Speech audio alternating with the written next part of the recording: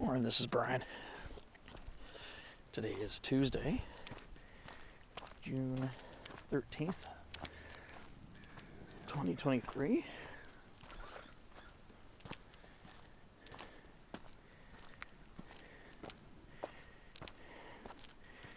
And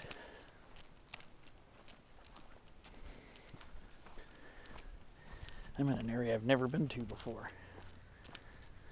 This is supposed to be 47th Street Canyon, open space. So, taking some time to explore this.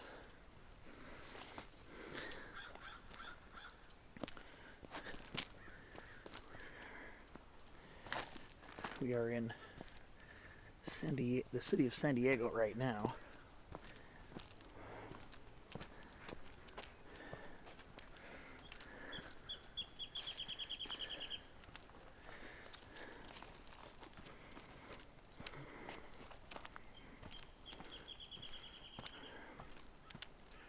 We're quite a ways in from the downtown area. I don't even know the name of this neighborhood, but I've been looking up different canyon names on looking at different canyon hikes in places I've never been to before.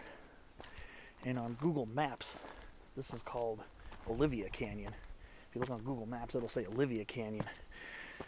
But the little brown sign, little brown open space sign says 47th Street Canyon. So I guess that's what we'll call this. Just trying to broaden my perspectives and check out some different areas. It's pretty interesting. It's a really small canyon, and it's surrounded by lots of houses and everything, so that's why I'm keeping my voice down. It's pretty cool. It's a humongous mixture of native and non-native trees, actually. It kind of makes this kind of neat. Speaking of which, here's one of our natives right here, and this is a lemonade sumac or lemonade berry, Rus integrifolia.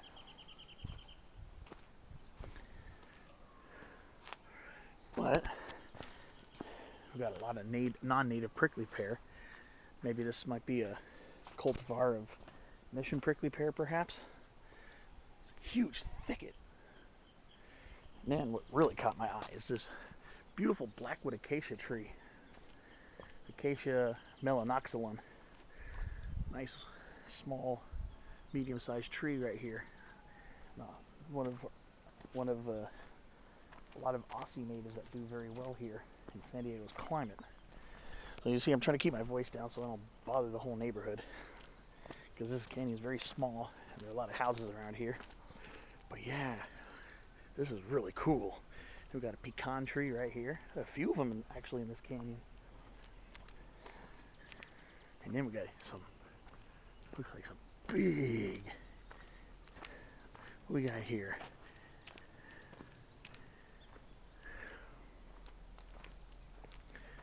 I guess this is a eucalyptus cladocalyx. It looks different for a cladocalyx, but these are some big eucalyptus trees. Yeah, these look like eucalyptus cladocalyx. The crown, shape of the crown's a little bit different. There's a lot of scrub oak in here too. Actually, a lot of scrub oak growing in this canyon. So we're kind of in the eastern part of San Diego. We're not that far from the Midtown district, I don't think. It's maybe just a couple miles from that, and a few miles east of Balboa Park. I just wanted to try some different areas. Really wanted to try some different stuff. And so I went on Google Earth and just went and explored as many little canyons within a relatively short distance of each other so I can come and explore them all. And this is really cool. These big scrub oaks here too. And these look like the Quercus dumosa kind. Some of these are quite large too. Look at this. A lot of huge scrub oaks in this canyon. Wow, I gotta get a closer look at this one. Wow, this is a beauty. There's a hollyleaf cherry down here. This is a big scrub oak. Not excessively large trunk, but lots of wide-spreading, medium-sized trunks. Absolutely gorgeous. This is crazy. Yeah, this looks like a Quercus dumosa. I don't think this is an Acutidans. Could be wrong, but oh, I like these. I like how these have lobes on them. Some of the leaves have lobes on them. That is crazy cool. Sometimes scrub oaks get some slightly lobed leaves, but that is so legit. Wow, what a cool scrub oak. Oh, man. All right. I've noticed there are quite a few signs in this little canyon, too. Euclid Avenue, Quince Street Trail, Myrtle Street Trail. That's where I came from. I came from the end of Myrtle Street. Thorn Street Trail. So you go this way, you go back to Myrtle, where I came from. All right. I don't know if I'll get to all these canyons today, but I'm going to at least, I was wondering if I should go and just sample a bunch of them or just spend some more time in one canyon. Well, looks like we got a species of Clarkia. Yeah, right there. That's a species of Clarkia. It's a native wildflower. Not sure the species. I'm not too fluent with my Clarkias. But that's cool. We got a few blooming alongside the trail here. This little canyon packs a lot of punch. So I am not anywhere near Claremont, where I usually go canyon hiking, or University City, or any of those. This is more to the south in San Diego.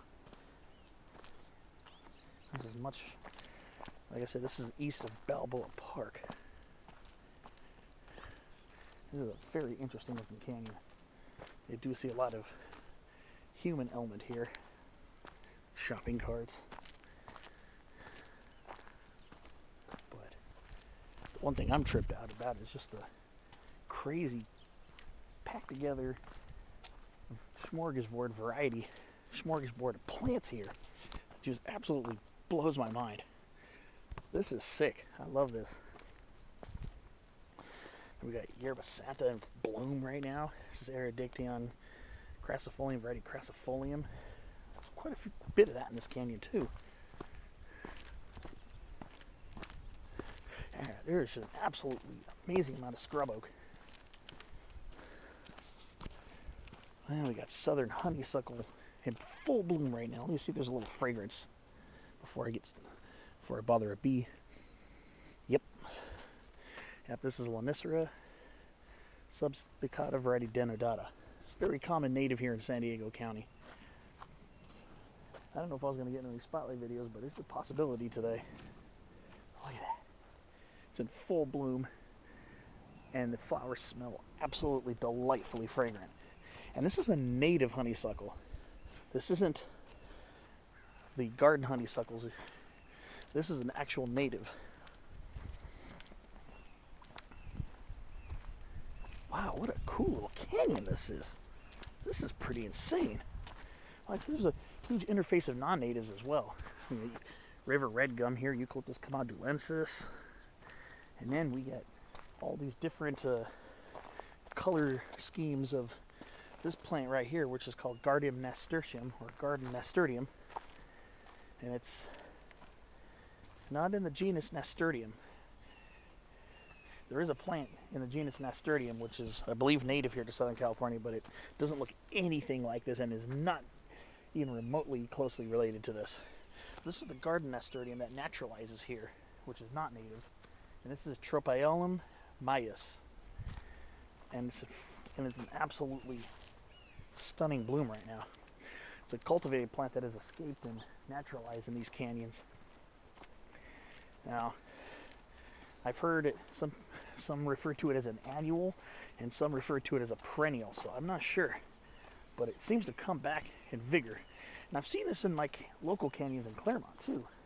We get a lot of these too. And San Clemente Canyon gets these on some of the shadier north-facing slopes.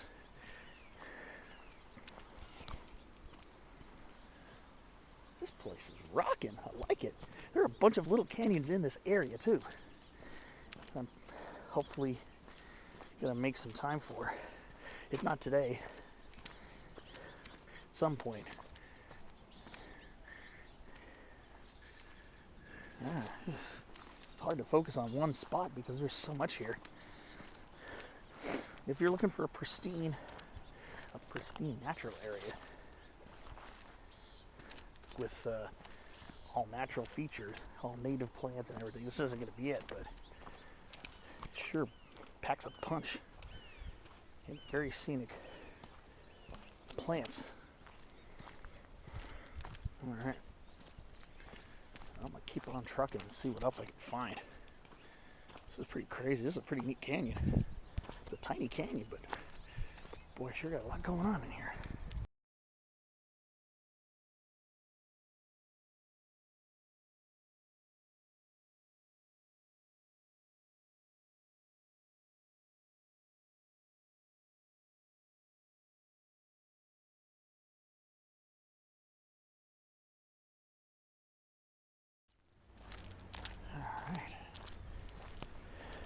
Seems to be a transient population around here, so I'm trying to keep it on the down low right now. Look at this shepherd, a bush mallow. Did a video on this one last week. Wow, this is a nice one. Very upright.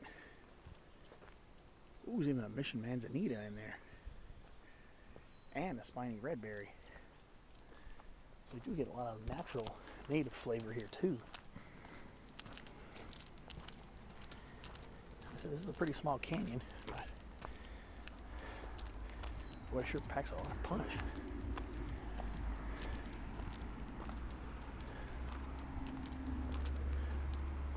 Ooh. Of course, we got Ceanothus verrucosus, wart stem Ceanothus. Those are the seed capsules developing on it.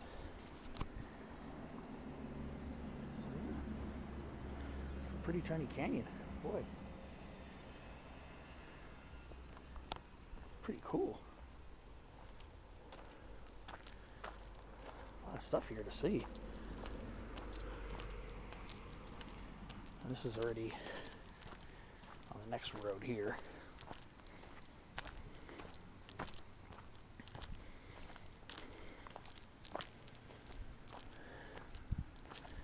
So let's see.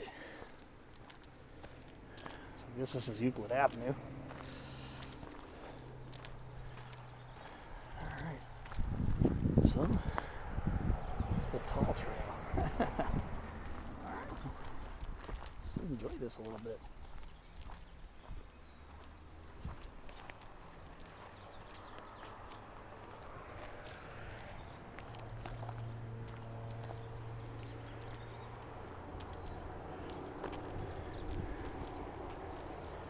As I'm doing this, I'm also trying to be very aloof. I'm very aloof because, like I said,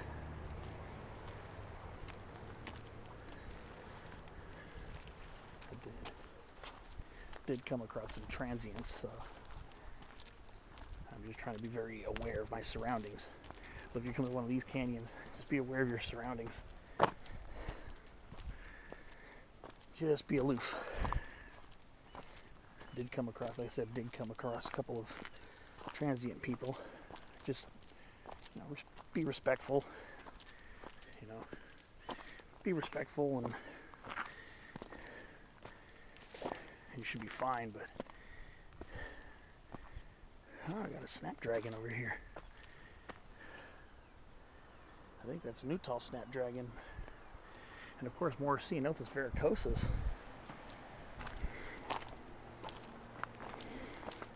Wow.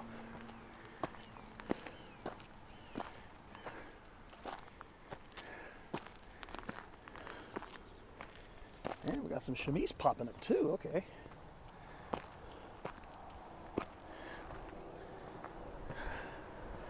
Which variety are we looking at here? Kind of looks like the coastal one. Obtusifolium. Okay.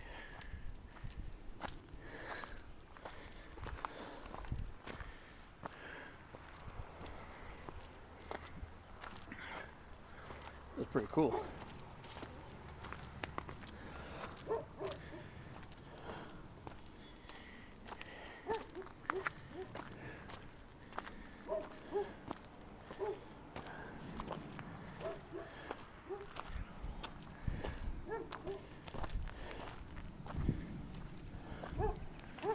Looks like we're coming up on the mesa now a little bit.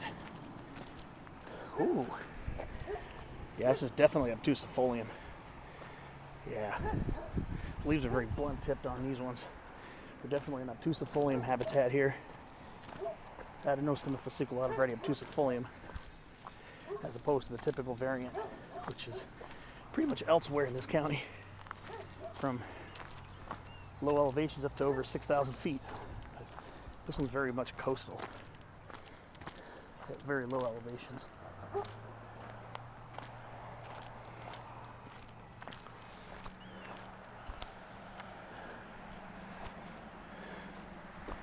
Yeah, it's pretty good mesa views up here too. It's pretty neat.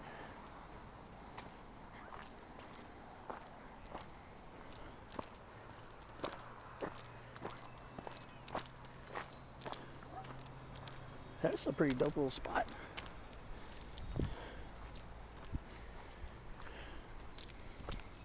All right, let's see what else I can find.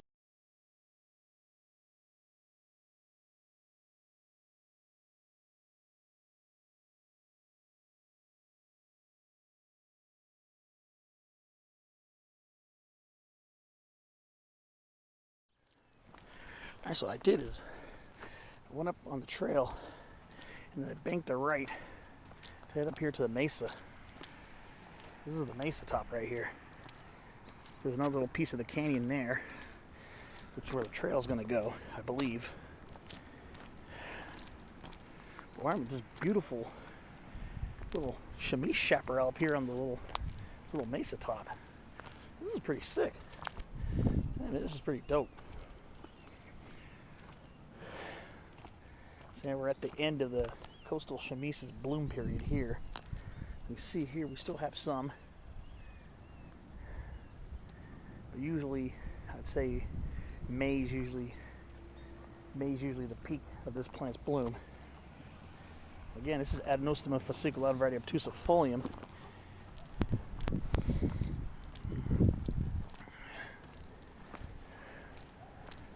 This is pretty cool over here.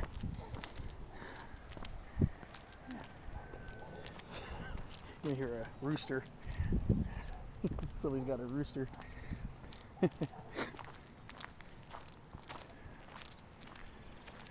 That's pretty nice.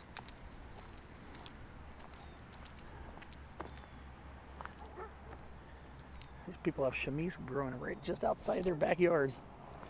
Again,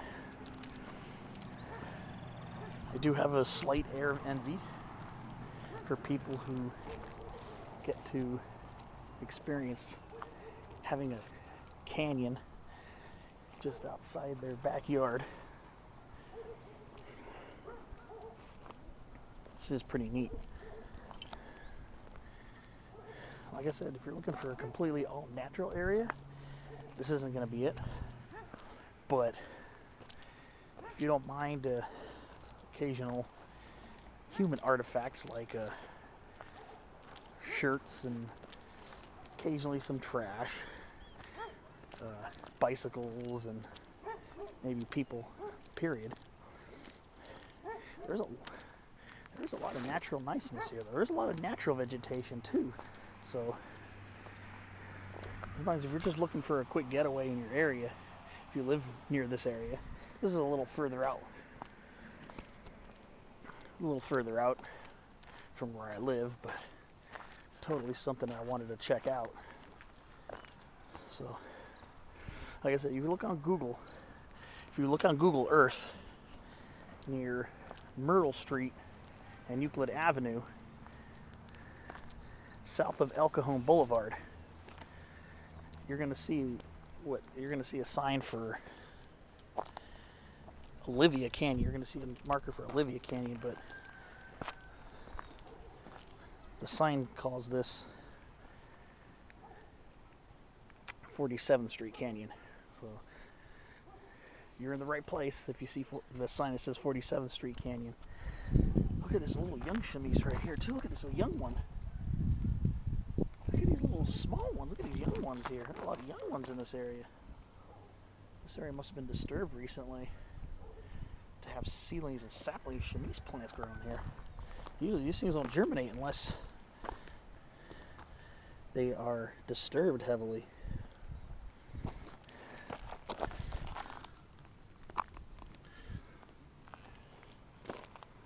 Pretty interesting.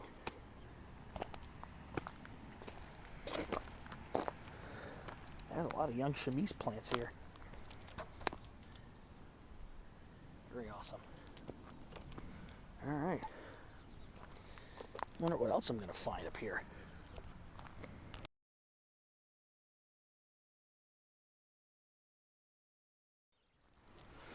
Alright. Got some Mission Manzanitas over here too. Very cool. Look at that.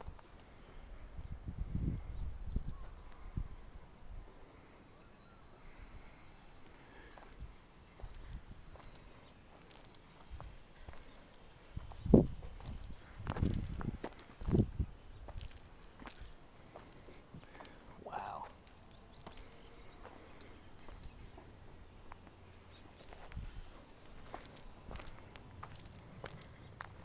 Pretty cool. Alright. Let me go back down to the trail. Pretty neat.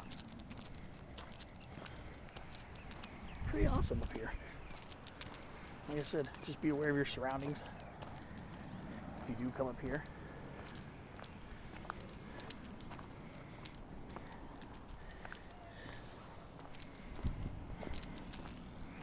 This definitely seems to be a big camping spot for people. Ooh, nice scrub oak. Alright, there's a trail down there. Back to that momentarily. And I'll go take this elsewhere.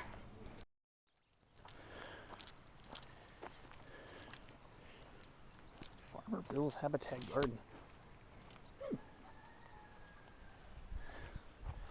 Pretty neat. San Diego Canyonlands. Just got buzzed by some hummingbirds. Well, let's see what's around here. There's another beautiful bush mallow. Malacothamnus fasciculatus, radifasciculatus. Here's a big older one here. Wow. Boy, maybe I should have waited to do my spotlight video to over here until I got over here. I mentioned on my spotlight video that this plant can be single trunked. Proof is in the pudding. This has got one main trunk in here. Yeah, this is Malacothamnus fasciculatus, radifasciculatus.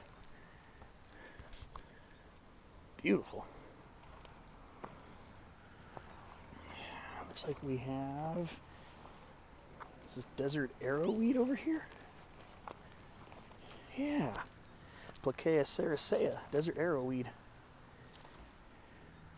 This is usually not a very common find for me, but I'm starting to see it more often now. We've got a little interpretive sign over here.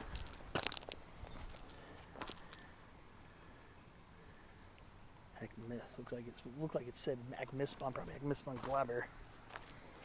So a little interpretive trail here. Of course, Laurel sumac.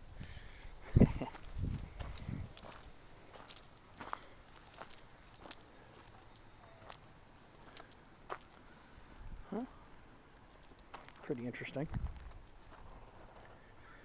Okay, there's more of that desert arrowweed right here. Plaquea sericea.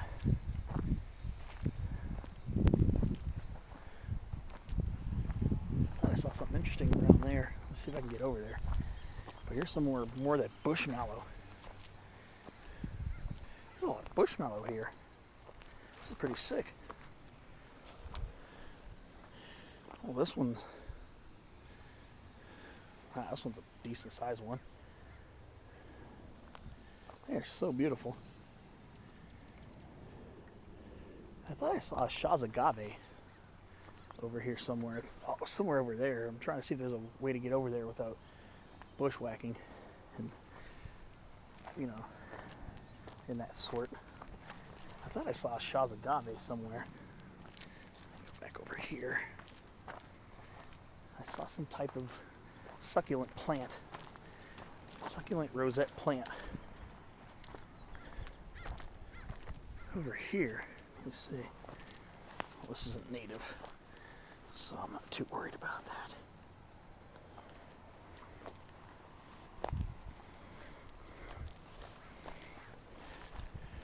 Yeah, I think there's a Shazagave clump over there, right in the center there. Can't get close to it, super close to it, but yeah, it looks like a Shazagave maybe.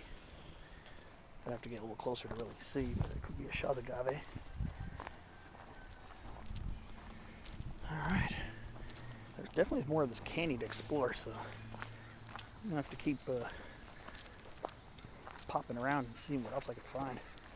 It's pretty cool stuff here. Ooh, a fig tree. That looks different than your normal fig, though.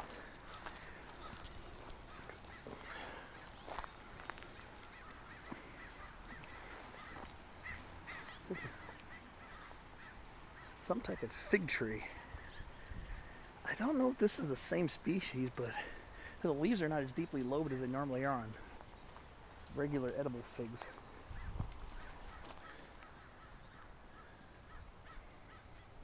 Pretty cool little garden. Yeah. So I don't know if that's I'm pretty sure it's a close relative of Ficus carica. We'll see. Who knows? Alright. Let me go back to the trail because it looked like there was some interesting stuff down in the canyon too. There's a young pecan tree. I better go slip in a new set of batteries.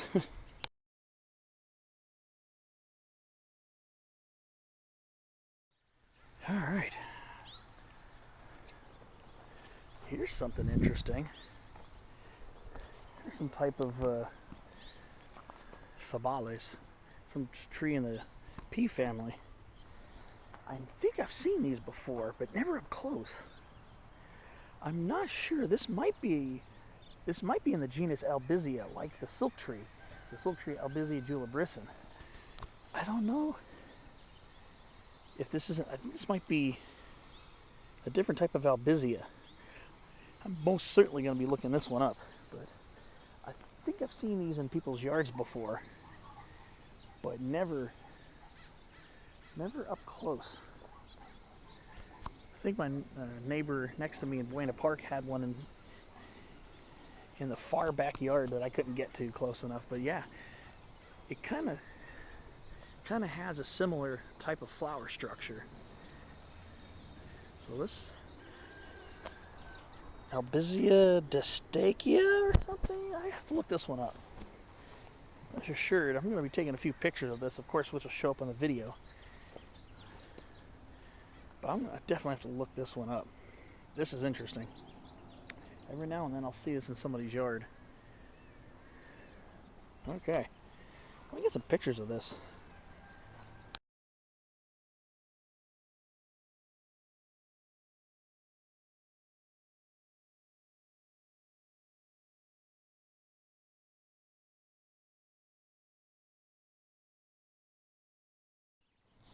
Alright, so I'm still by this small tree here. I'm really captivated by it.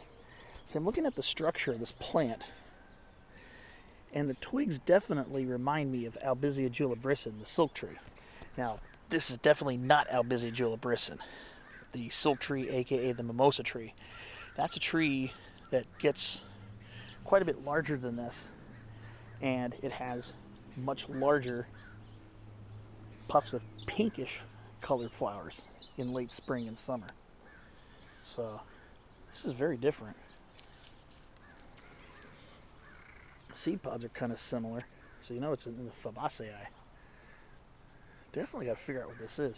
But the leaves are very much similar to Albizia julibrissin, the silk tree. Another thing about that tree, the silk tree, Albizia julibrissin, is it's a fully winter deciduous tree, so it sheds its leaves in autumn and is leafless during the winter. I'm not sure if this one has a deciduous period or not. I think this one's more tropical. The one species, Albizia julibrissin, the ornamental silk tree, that one tends to, that one tends to be a little bit, that one tends to be fully deciduous in winter and is a much larger tree. And this is what the seed pod looks like. This is an old dried one. Very similar to Albizia julibrissin. Very similar, papery, and very thin. Let me see what the seeds look like, if there's still any seeds in there. Bear with me for a minute. Yeah.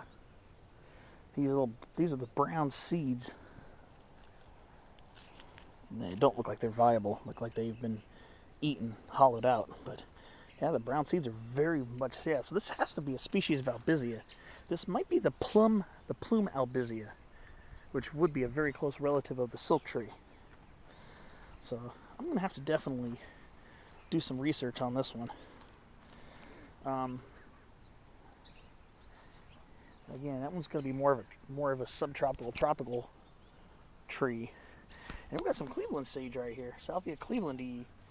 We've got some blooms on it. This is Cleveland sage right here. You're mostly going to find that in the foothills and mountains. So I'm pretty sure that was planted as part of Farmer Bill's habitat here. Okay, so go down this and see. Ooh, that right there is a Catalina cherry tree, it looks like, I think. Oh, no, those leaves are way too big for Catalina cherry. That might be a flowering pear, actually. Yeah, I think somebody's got a business down there with cactus plants and everything. And that right there, that might be a Tecate cypress. I saw it from above when I was checking out the Albizia, the silk tree looking tree, and I saw the really mottled, colorful bark. Yeah, it might be a Tecate cypress or one of its close relatives.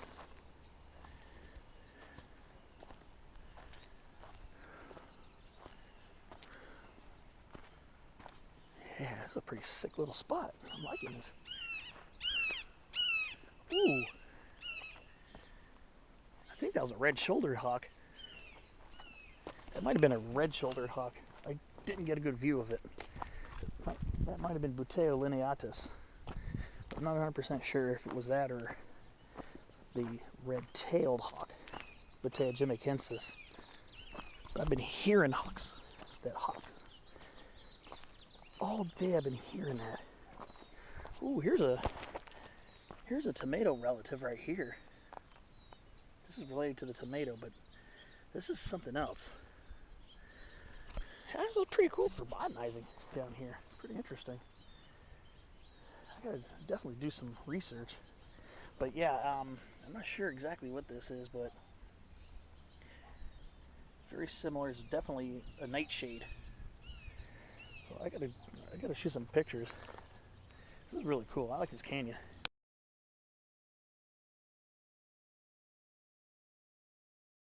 We've got a lot of non-native wattles in here too. I'm not sure if this is Acacia longifolia or Acacia cyclops, but there's even another species down here, so I'm not really sure. I'd have to see it in flower to get a good idea. But yeah, I think that's a Tecate cypress right there. I think that's what we got. But here's some more of that wattle. Just look how they sprawl out all crazy like. Yeah.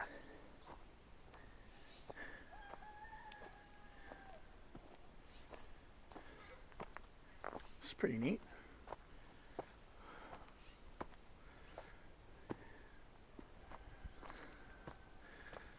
I'm digging all the craziness here.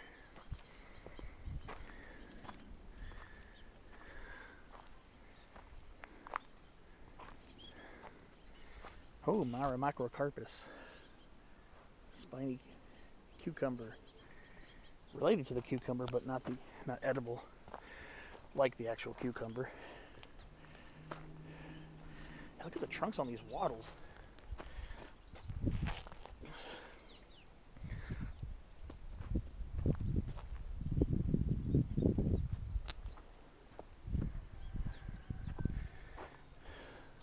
A lot of finches and sparrows flitting about.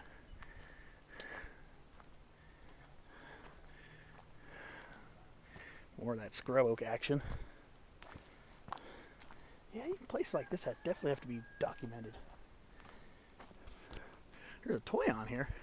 It's actually the first toyon I've seen today. I haven't seen any other toyons till now. This is a decent one too. This one's got some girth. Well, it's not huge, but definitely got some oomph to it. Pretty nice. There's a lot of laurel sumac on this side.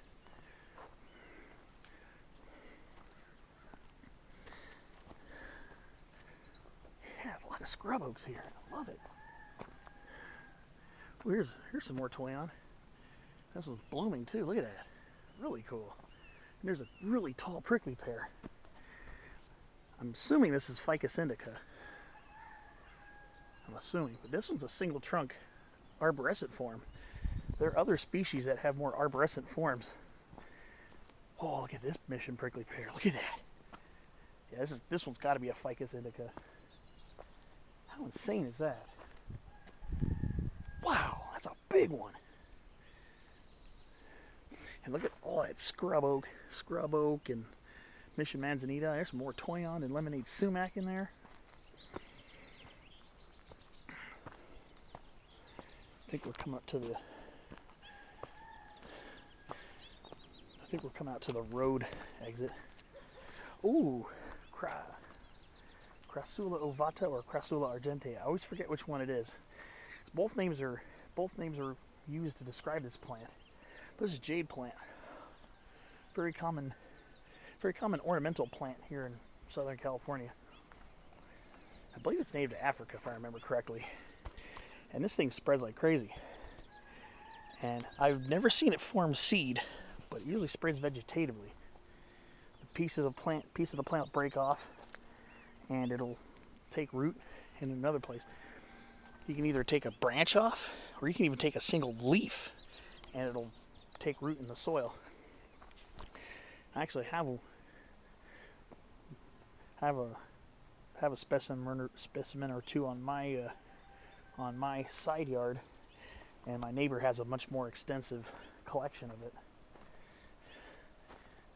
Very easy to grow plant, pretty drought tolerant. But when this plant gets extremely dry, it will shrivel up and look quite unkempt. So when it starts getting really super dry, if you want it to look plush like it does here, definitely consider giving it a little bit of water here and there. I mean, for the most part, the plant will bounce back if it shrivels up. It'll bounce back once you water it, but if you want to keep it looking lush more often, keep it looking lush without it shriveling up all the time, then definitely consider giving it a little bit of water. I forgot to point out this beautiful Peruvian pepper tree here, and another one here, and a Scinis mole, and another Scinis mole. Trees from South America. Interesting thing is, these very much non-native trees are related to these very much native shrubs here. Lemonade sumac or lemonade berry, Rhus integrifolia. These are related to one another in the Anacardiaceae, cashew family. So these are actually native. These natives, lemonade berries, are related to the pepper trees in the cashew family. So here's that prickly pear again. Here's that prickly pear a little bit more up close. single trunk form here, arborescent. It's probably about 9-10 feet tall. Absolutely amazing. These aren't that hard to grow either. You can take a piece of it, you can take the pad and take a pad off and stick in dirt. Prickly pears are very easy to grow. Here's another one here. All right.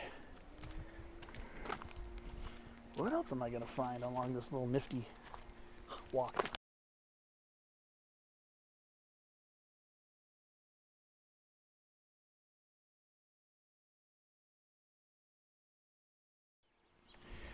All right, I think I'm coming out on the next trail exit, next street exit. Oh, here's a beautiful multi-trunked Peruvian pepper tree right here.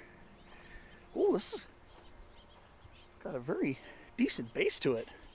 It's got 4 trunks on it. This has got to be the same tree. Sometimes these are multi-trunked. Wow. This is a really beautiful Peruvian pepper tree. Wow, what a beauty. I like the multi-trunk base on it.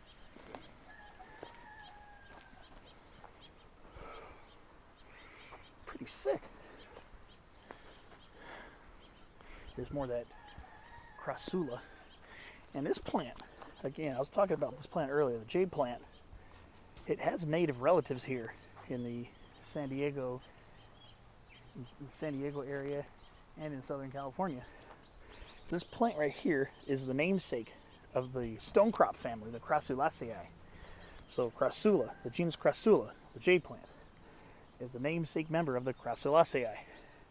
So we have a fair amount of native Crassulaceae here in San Diego County and in Southern California, and here in the Southwest, like Dudleas, plants called live forevers or Dudleas, in the genus Dudlea. Those are native members. We do have a couple of small annuals called annual stone crops. They're also in the genus Crassula, like the jade plant, but they're native.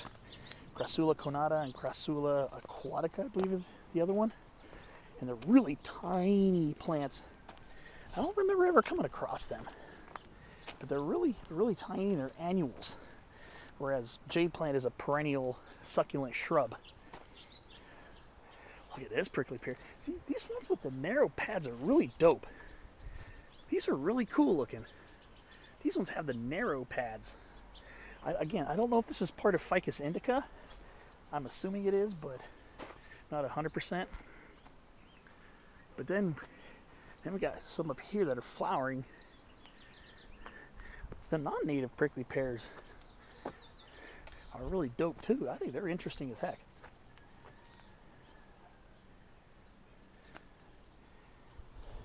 And here's one of the yuccas I have trouble telling apart. See, we have a couple of yuccas that are planted here ornamentally, non-native of course. You got Yucca elephantipes, the Guatemalan giant yucca. You got Yucca aloifolia, and then there's yucca. There are a couple other species of yuccas like the yucca. I can't think of it right now. Yucca aloifolia is one of them. So, and here's a non-native blackberry. This is the Himalayan blackberry right here. This is Rubus armeniacus, sometimes known as Rubus discolor. This is a non-native that does spread very aggressively here in canyon areas of Southern California, from lower elevations like here up to the mountains.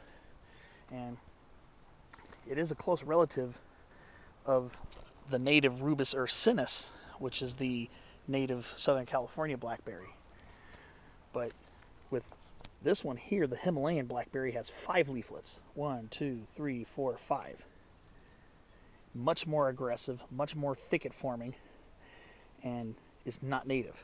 So this one has got 5 leaflets on it. And here are the flowers of it right here. The flowers are much larger than our native Rubus ursinus, the California blackberry. And the fruit aggregates are supposed to be much larger as well. The fruit aggregates are much larger, which are clusters of little drupelets attached here. As you see here, right here, you can see that's the forming of a blackberry right there. It's a bunch of little drupelets, little tiny one-seeded fruits that are clustered together. We got some crow action over here. So this is the Quince Street. This is Quince Street right here. Pretty cool. So this is Quince Street here. Quince and I don't know the name of the other street.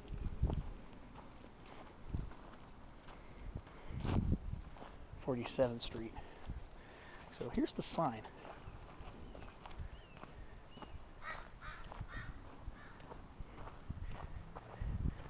Well, sometimes they'll have the name on the top of it. 47th Street Canyon. Yep. That's 47th Street right there. Habitat restoration. All right. Well, wondering if I should just go on the surface streets back, or let me see what else. Really cool spot. Really cool spot.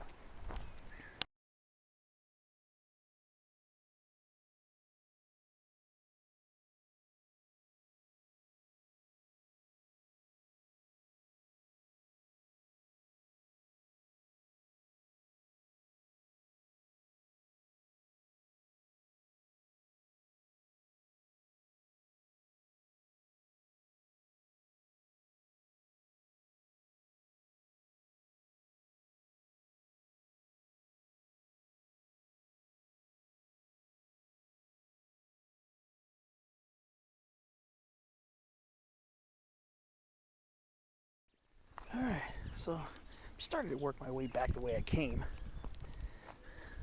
A blue elderberry in bloom, of course, Sambucus nigra cerulea. And we got some type of non-native asparagus relative right here. This plant here, this is some type of an asparagus, a non-native one, of course. I believe that's in the genus Asparagus, if I remember correctly. Get the species and look it up and be able to paste it on there, on the screen, because it's a pretty well documented plant. I just can't remember the specific species name right now. Oh, a little baby cottontail, a little tiny thing. Hey, buddy. A little baby bunny. A little baby Audubon's cottontail. Hope the camera picked it up. I could see it, but it's in the bushes, so the camera might not be able to get to it so much. Really cool.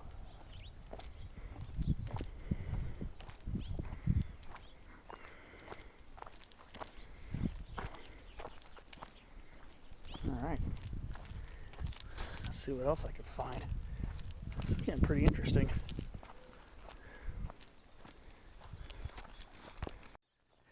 I noticed, I mentioned this plant before on the way down, this tomato looking relative here.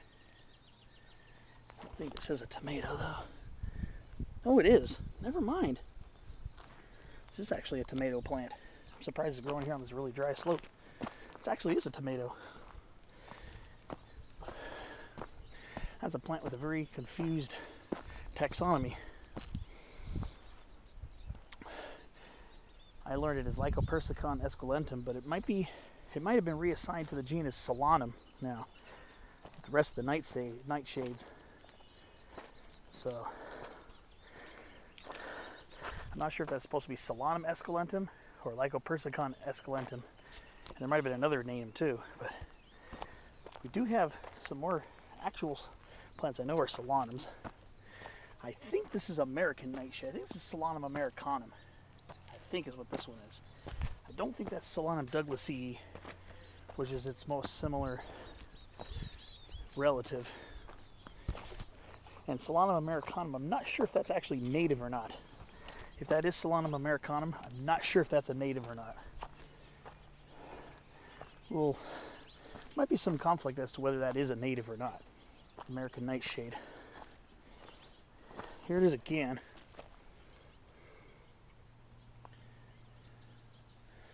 So, I'm not really sure. And here's that snapdragon. This looks like twining snapdragon. This is a different species. You see, it has these tendrils here. It looks a lot like Nuttall snapdragon, Antirrhinum nuttallionum. This is a different species. This is a twining snapdragon. I can tell by its little tendrils. What'll happen is it'll grow upright and kind of clamber its way around the shrubs and taller vegetation. So that looks like twining snapdragon, I believe. Pretty sure that's what that is. There's more of that nightshade here. Pretty sure this is Solanum americanum. I can do some cross-referencing. Pretty cool. All right. So I'm going back on the trail here. I'm back up to the upper portions of this canyon. There's definitely a lot to botanize here. And we do have native prickly pears here.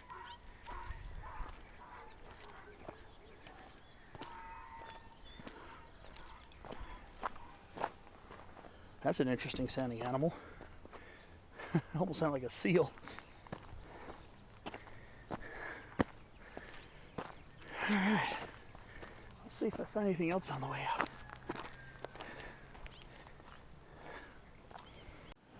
Alright. It looks like we got bundle tarweed here. I think that's what this one is. Deonandra fasciculata. Pretty interesting.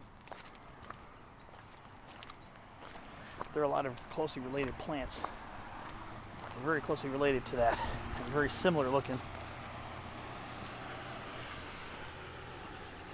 Wow.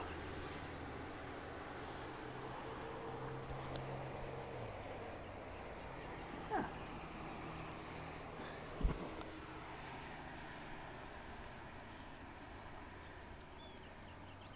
Did I come out over there? I think I did. Let me see something here. Let's see if this is workable here. Yeah, there's a trail here too, it looks like. I'm gonna go down this to the bottom of the canyon. Add up to the adventure a little bit more. I think this is a trail. Hope so. It looks like it. Ooh. It's a little steep over here. And I can see where it lets out to a trail down there. So, looks like I'll be taking it. Anyways.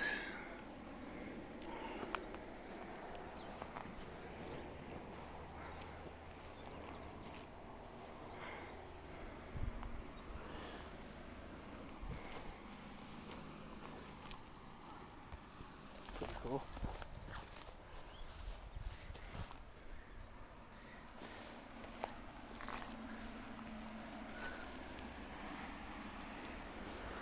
Oh yeah. Oh, this is just a little use trail shortcut. Well, if I would have realized I wouldn't have bothered.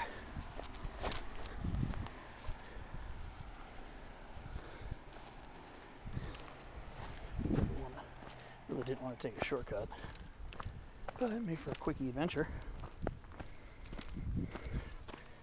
Some garland daisy. No. Interesting. Yeah, this is definitely back to where I was before. Oleander, Nerium oleander, in bloom. It's the white one, and here is the reddish purple one.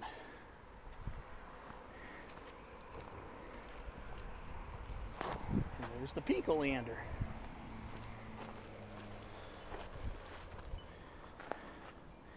And I think this is a type of senecio too. I think this plant here, this vine, appears to be some type of senecio. Watch my step. I don't want to step on that little red berry there. Yeah, this plant's in the sunflower family. I think this is in the genus Senecio. So this is actually a non-native plant in the sunflower family. It's a very thick vine. All right, let's see.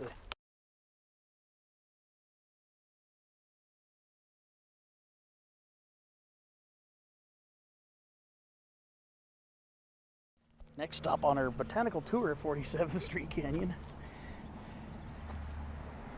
Solanum Parish Nightshade.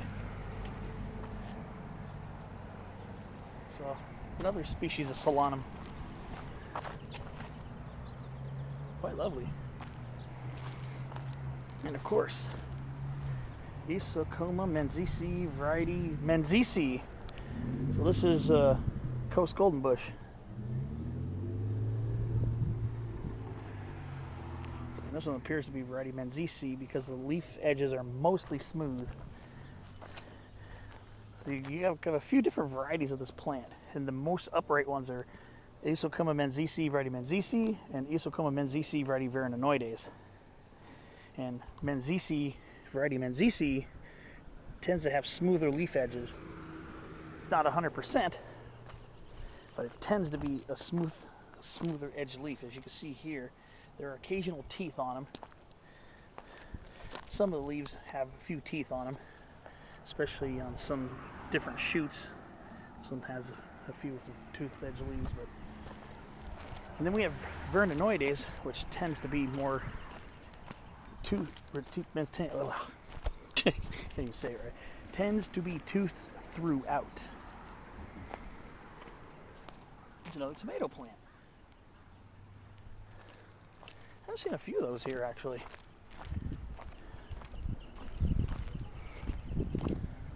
Wow, pretty neat.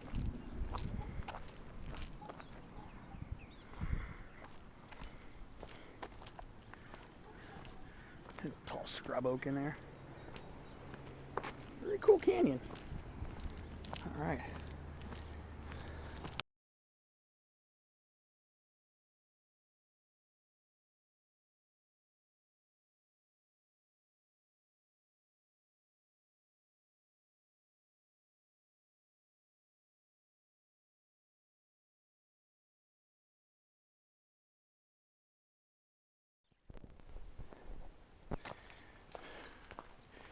All right. So I'm still working my way back. It's a very short walk, very short distance here.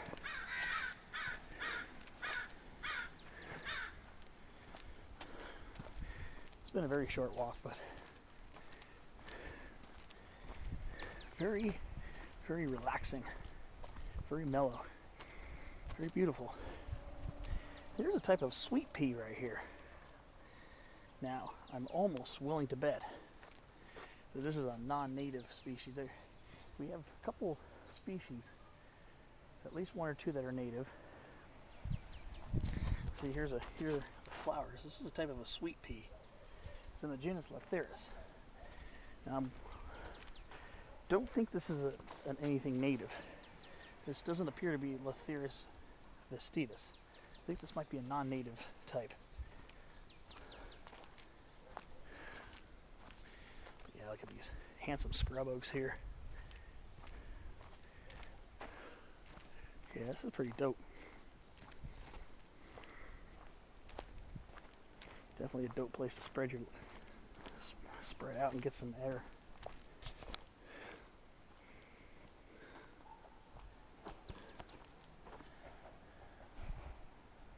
There's another trail over here. I'm gonna have to explore. Let's see if this leads anywhere. Here's more of that sweet pea again. Pretty sure this is not the native one though.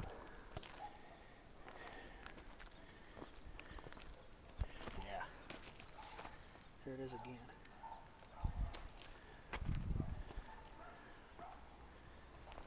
Looks like an old trail here.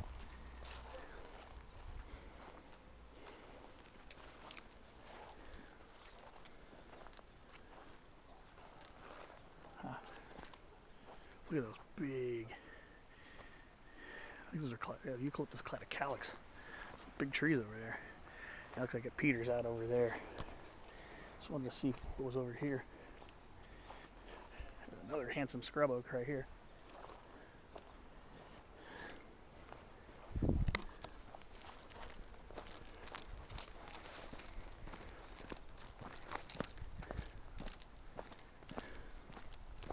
Alright. I think I'm going to return to the end of this.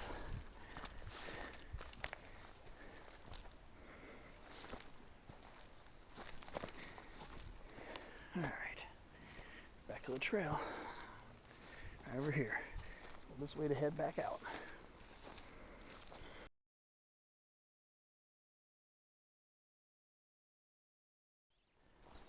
Alright, so I'm well on my way back.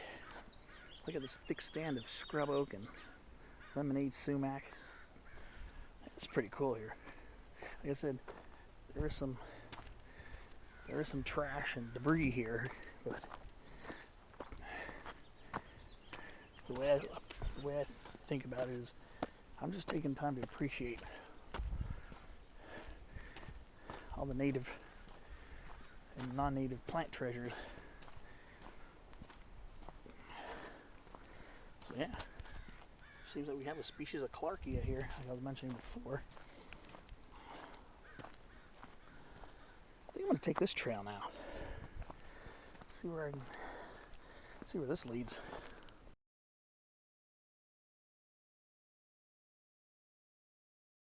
All right, so I'm taking the Thorn Street spur trail, and right as I go into this little drainage here, this appears to be another blackwood acacia right here, Acacia melanoxylon, an Australian native that can get quite tall. It can get up to at least 50 or 60 feet here.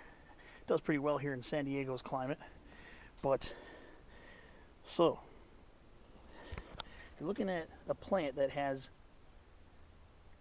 very different features. Now, a lot of these younger sprouts, and this is probably a root sprout because this plant has been known to send up root shoots. So it can become root clonal. So this is probably a root clone of a larger tree or an older root system that was knocked, maybe the tree was knocked over and the roots persisted. I don't see a larger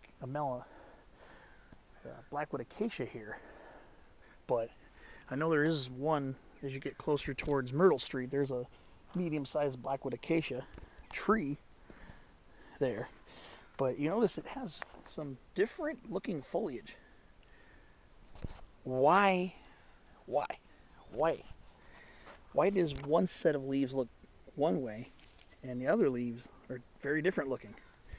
Well, that's the thing with a lot of these wattles, especially the genus, especially the Australian ones, that they have different forms of foliage depending on how old A, the stem is, and B, how old the plant is.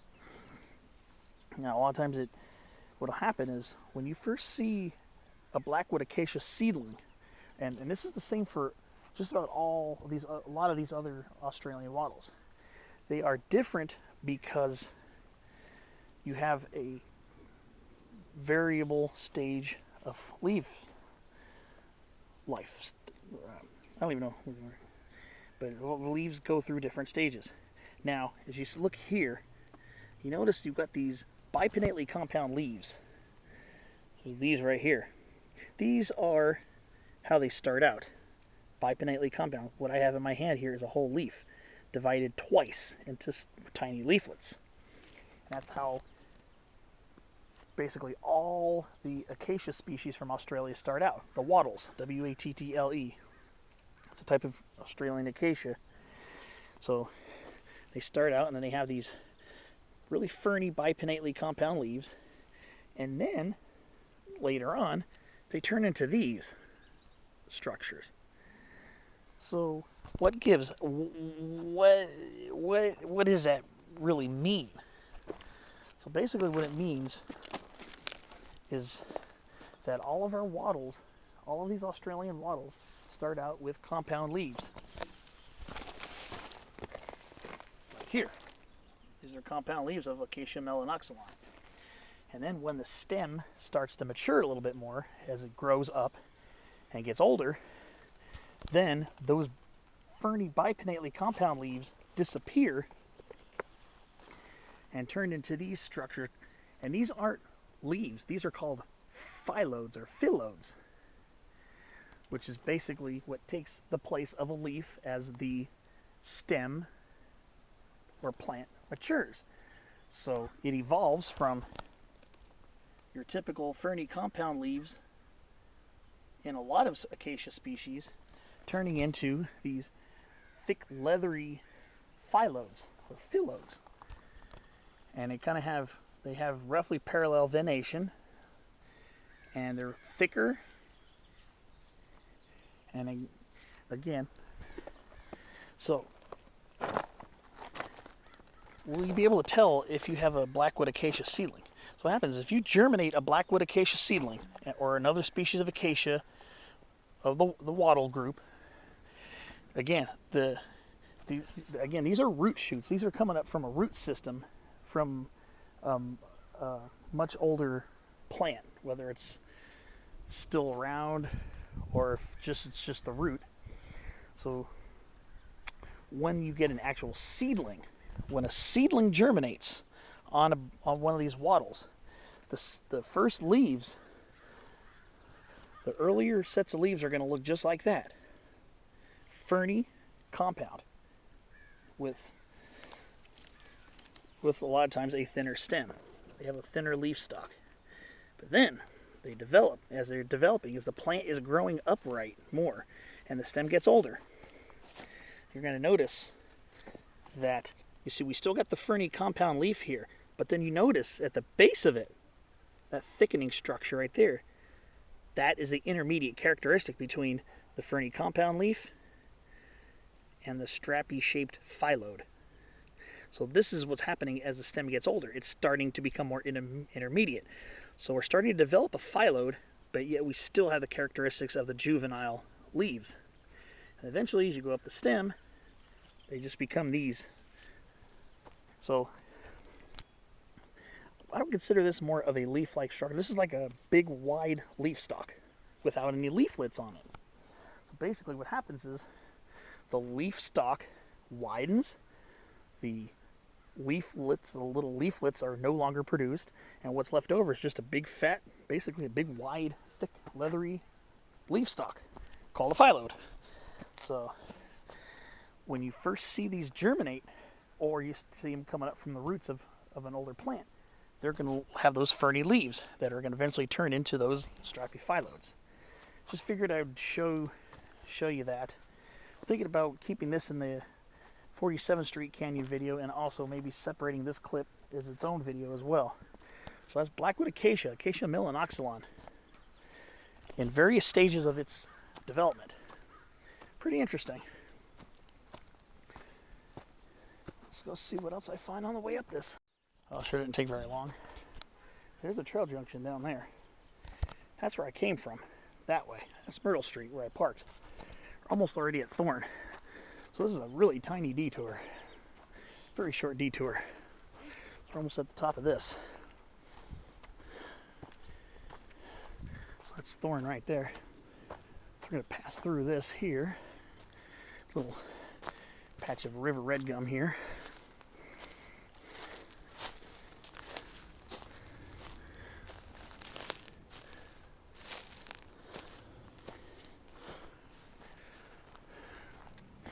More of that narrow padded prickly pear. Ooh, century plant, or also known as Agave americana, the American agave. This is interesting. Like pieces of a spurge, pieces of euphorbia. I think this is Euphorbia tiracali, pencil euphorbia. I think that's what this one's called. Looks like a piece of it broke off. Euphorbia is one of the most diverse looking genus of plants I've ever encountered. Some euphorbias are diminutive annuals. Some of them are huge cactus looking tree-sized plants. Here's a euphorbia right here that looks very much like a cactus. That's a euphorbia. That's not a cactus. I think that's a euphorbia. No, I might be tripping. Actually, the flower buds, I see some flower buds on it that look more cactus-like. Looks like I might have stumbled over my own words there. Ooh, look at this toyon right here at the edge of the street. This is Thorn Street right here, by the way. And look at this. This is a big toyon. Heteromeles arpudifolia. Look at the large base on this toyon. This thing is massive. You can see its root pearl here in the dirt. It's all the lignotuber. So this, over this whole thing were cut down, it would sprout right from the base. This is a huge toyon. What a gorgeous specimen too. So if this were to burn or get cut, this would regrow from its roots. So this is trimmed to be more like a small tree. This is a beautiful toyon. Wow, that's pretty neat. And of course, you know, me being a conifer lover too, I have to throw some conifer love in the mix. These beautiful little Hollywood junipers right here. This is Juniperus chinensis, cultivar Toru. It used to be Torulosa, but now it's called Kaizuka. It's those ones with the real twisted branches you see in people's yards. They call it Hollywood juniper or twisted juniper. Really cool.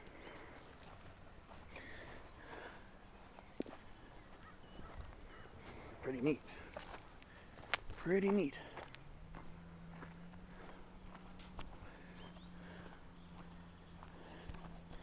So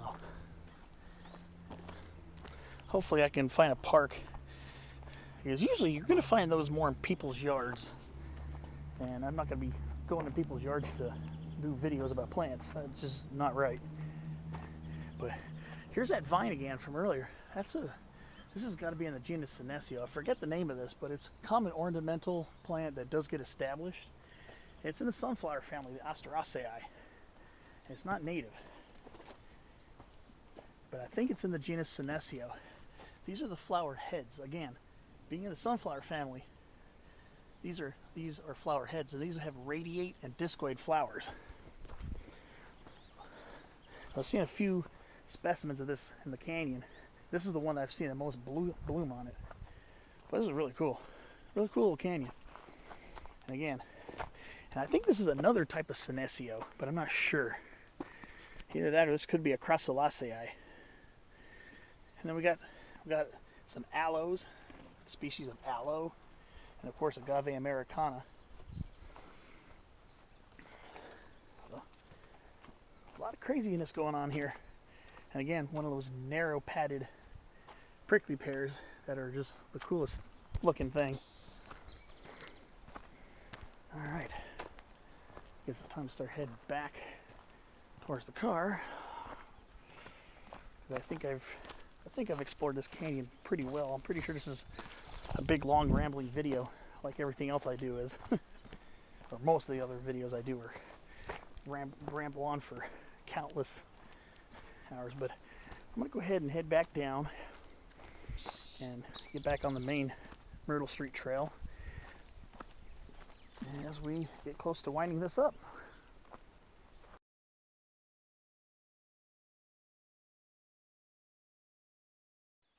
Oh, there's a small hollyleaf cherry right here in this thick scrub oak grove right here. Prunus ilicifolia, subspecies ilicifolia.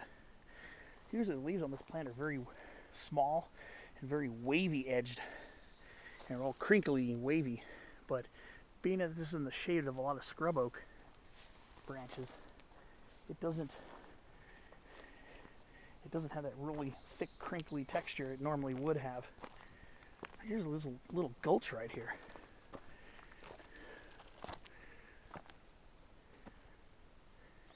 Looks like a little slot canyon. Ooh. Whoa. This is crazy. This is a little slot canyon. Some Brazilian pepper tree around here too. A little tiny slot canyon.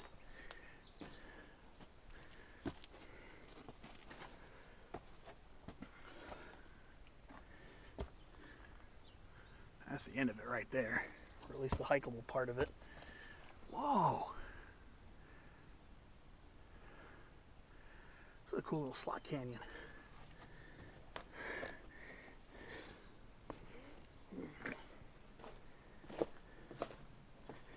Wow. Pretty crazy. All right. Very interesting.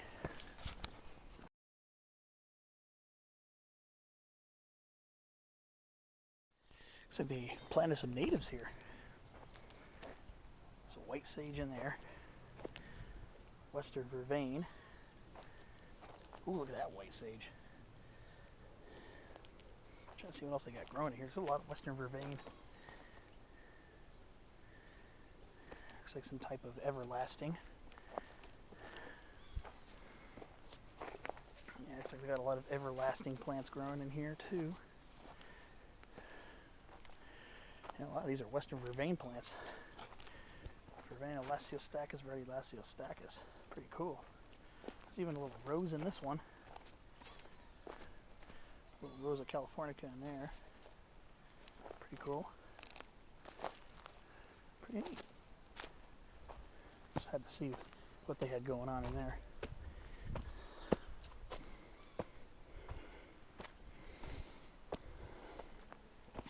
So I'm not that far away from the end of this hike.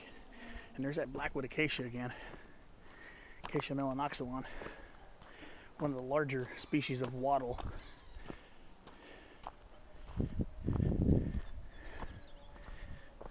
It was a full-fledged tree. Could possibly get to 100 feet tall.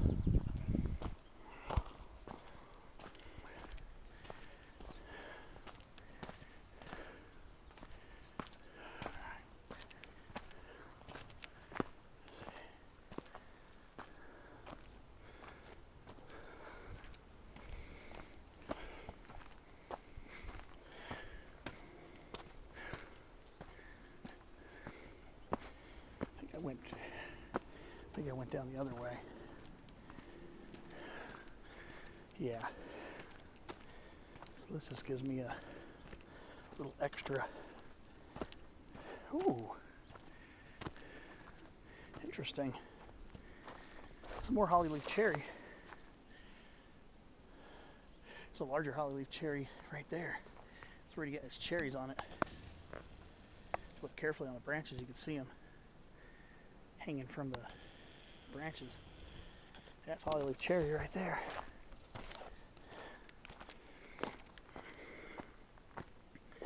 Of course, spiny redberry, Roundus crocea. Little scrub oak tunnel here.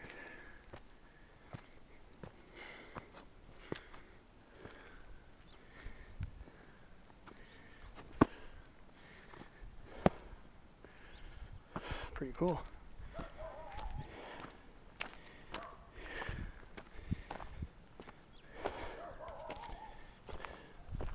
I think I came in a different way. This is a little different than when I came out.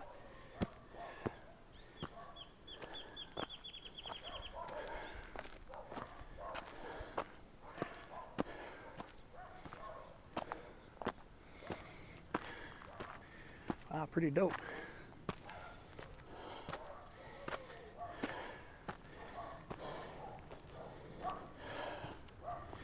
Little scrub oak action here too.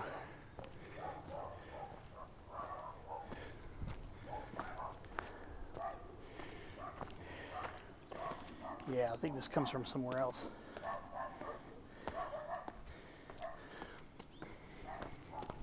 Let's see.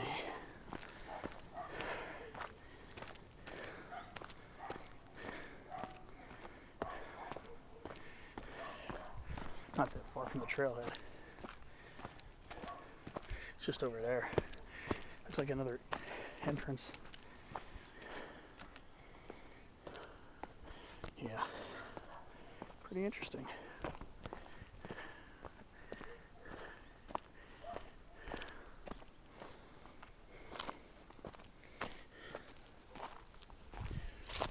lead us out to the end of this adventure.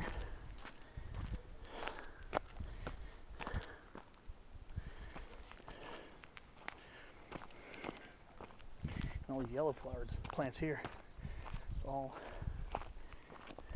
March evening primrose. It's all blooming right now. It's right here. Oinothra, a lot of subspecies Hirsutissima. Here it is more up close. Pretty large flowers on these guys.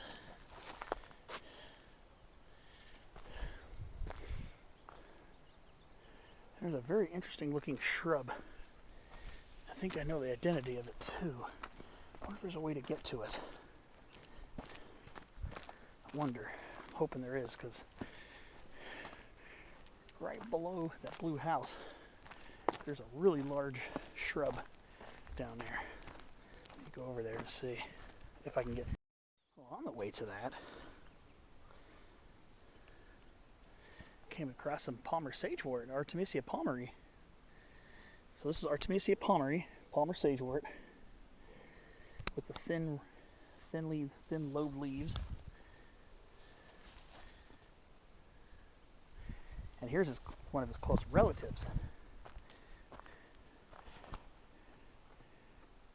This is Artemisia douglasiana, Douglas mugwort. This is another species of Artemisia, growing side by side, so what a great time to compare them. Yeah, this is Artemisia douglasiana, Douglas mugwort, and this is Palmer sagewort, Artemisia palmeri. And I did see two other species of Artemisia, or at least I'm pretty sure I did. Well, one of them I know for a fact I've seen is Artemisia californica, the California sagebrush, which is a little bit more of a shrub than an herbaceous plant like the other ones are. And then I think I saw Artemisia dracunculus too, dragon sagewort or wild tarragon. Then look at this. We still got some roses here. Rosa californica. Still blooming too. I can smell it too. It smells so perfumey. So here's more of that Oinothra elata hirsutissima, the marsh evening primrose. What a cool looking plant. And it's not actually related to the primrose, the actual primrose plant, the genus Primula in the Primulaceae. This is in the Onagraceae. This is in a different family, much different family. But that one shrub that caught my eye on the other side of this canyon, it looks like it's going to not be accessible, unfortunately. But right under that gray house, I'll try to zoom in on it. This shrub here with the purple flowers, I think that's island tree mallow. I think that's Lavatera acergentifolia. Acergentifolia or acergentiflora, one of the two. So here, I think that's a Channel Island native plant. Occasionally gets established here on the mainland too. That's what it appears to be. Lavatera acergentiflora, acergentifolia. And it's related to our bush mallows in the genus Malacothamnus. Also related to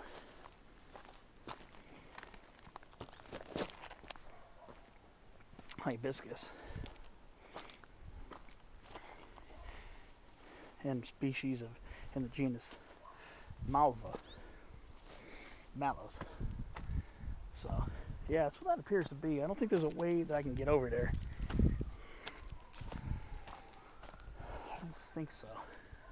Oh well. Figure it out. At least try to look at it. They have kind of lobed leaves and flowers that are kind of similar to hibiscus because they're related, but they're large. They're smaller than a garden hibiscus, but they're larger than your bush mallows. If you watch my video from last week, you get an idea what a bush mallow flower looks like. It's larger than that, and it's more of a purplish color, darker purple. Very attractive plant, and I've seen that on a rare occasion here. I even saw a specimen of Lavatera, the island tree mallow. I've seen a specimen of that along the Holy Jim Trail in the Santa Ana Mountains. After hiking it towards Santiago Peak on the Lower Holy Gym Trail. There's actually a large specimen next to the trail. Oh, and here's Scrophularia californica. California figwort. You can tell this one was planted here. So this one hasn't had a chance to get real large of vigor. So this one is planted. Really cool. And then, what I failed to point out, a couple other things here. Look at the fat leaves.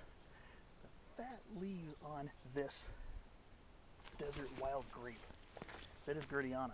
Look at that. The leaves are absolutely enormous. So this area has a lot of moisture retention and probably irrigation that washes down from the hillside as well. Now my trailhead is just up there. That's where I'm parked, up there. So I'm almost done with the hike. There's even a little sycamore here. Platanus racemosa. Looks like it was planted here. And a huge thicket of mule fat. Bacris salicifolia, subspecies salicifolia, which kind of perfumes the air here. And look at the honeybee inside of the marsh evening primrose. Pretty cool. I think before I go, I think I can't get to that mallow bush. I think I can get over there. So let me see. Yeah, it's over here. This is about as close as I'm going to go. I don't want to get too close to people's property. But there's that mallow plant right there. That Lavatera plant. I'm pretty sure that's what that is. It sure looks like it. I think it's a, like I said, I think it's a Channel Islands native. So, like I said, I'm not going to go any closer. I don't want to get too close to people's yards and stuff. But we got a nice thick stand of Ambrosia Celostachia, Western ragweed, just looking rambunctiously vibrant. Doing very well over here. And then another section of desert arrowweed right here. This is Bloquea sericea. Pretty cool. Ooh, we've got some very vivacious poppies here too. The Schultzia californica. You can tell this one was planted. I could tell by the basin around it. There's a blue-eyed grass right next to it. Small purple flower there. This is the Rhynchium. So yeah, I'm pretty sure this is a really big long video after all the stuff I pointed out, but it was worth it. Really worth it to explore and really check out the charm that is this canyon here. All right, well, I'm gonna climb out of this and maybe look for another adventure to get into before I go home for the day. So thanks for watching my video. Hope you enjoyed a look at an even more urbane canyon here in San Diego. A little more urban.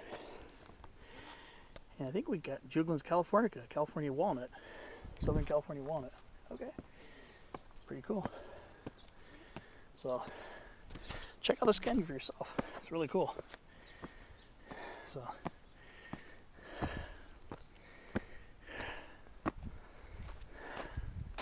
thanks for watching, and I'll see you on my next adventure.